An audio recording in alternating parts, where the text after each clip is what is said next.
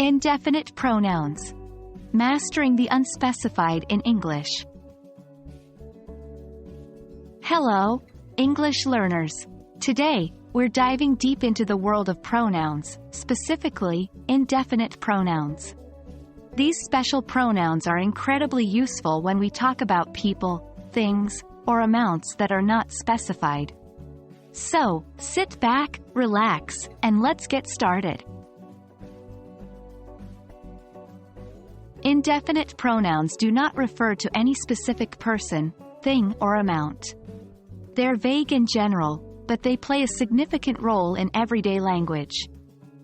Examples include someone, anything, nobody, all, some, and each, among others.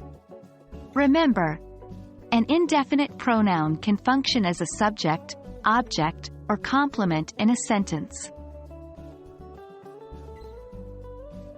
Indefinite pronouns as subjects are used when we don't specify who or what we are talking about. For instance, someone left the door open. Nothing is impossible. Everything is ready for the party. Notice that when an indefinite pronoun is the subject, the verb is usually in the singular form. That's an important rule to remember. When we use indefinite pronouns as objects, they typically come after a verb, preposition, or infinitive. For example, I didn't see anyone at the park. She can't find anything in this mess. He wants to invite everyone to his party. A complement follows a linking verb and provides more information about the subject. When we use an indefinite pronoun in this way, it helps to make our sentences more general and non-specific. For instance, the best thing about life is that anything is possible. The problem is that nobody understands me.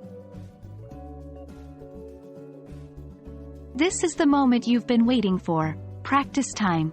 Take this opportunity to test your understanding and usage of indefinite pronouns. Remember, practice makes perfect. Here's an example exercise. 1. Fill in the blank with an appropriate indefinite pronoun. __ left this book on the table. You can practice using each of the indefinite pronouns we discussed in a variety of sentence structures.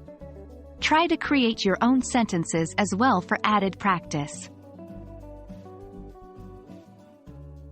Well done! You've taken a huge step in mastering the use of indefinite pronouns in English. Remember, the key to becoming proficient is consistent practice.